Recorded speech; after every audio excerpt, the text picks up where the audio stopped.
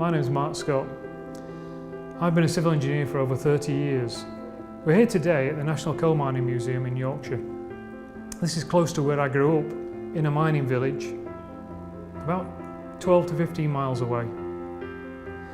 Where I'm sat here at the moment reminds me of where I grew up.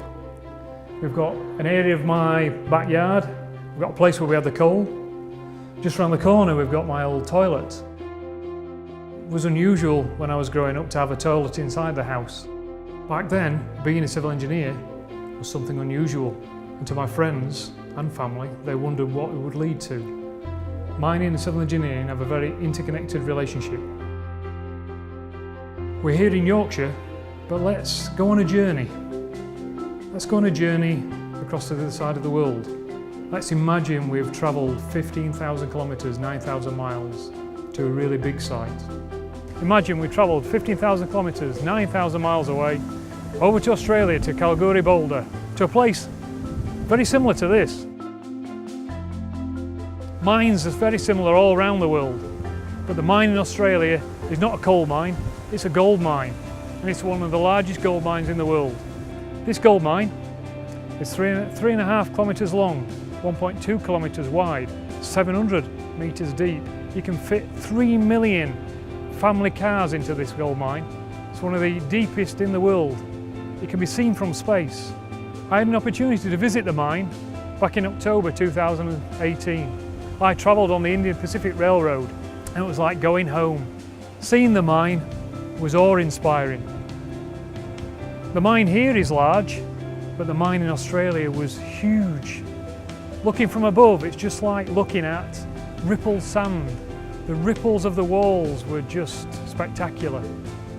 And the vehicles that were doing all the mining down in the bottom looked like little Tonka toys, the ones that I used to play with when I was a young boy. The equipment here looks really big, but the equipment there was on a colossal stage. Civil engineers played a major role.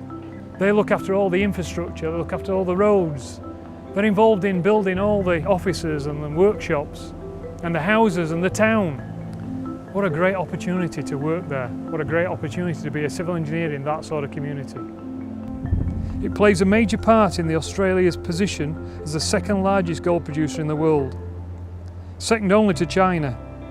Vocational training through local apprenticeships and shared apprenticeship programs plays a key role in long-term workforce plans.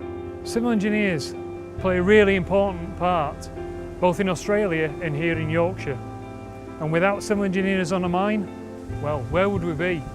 Civil engineering has given me the opportunity to work both here in the UK and in Europe. It's given me the chance to change people's lives, to leave a long legacy. Do you want to use your practical talents, your academic talents, to further other people's lives, to leave something behind that others will benefit from? If the answer to those questions is yes, why not look at the wonderful world of careers in construction? You never know. You could even find your own pot of gold in a mine like this.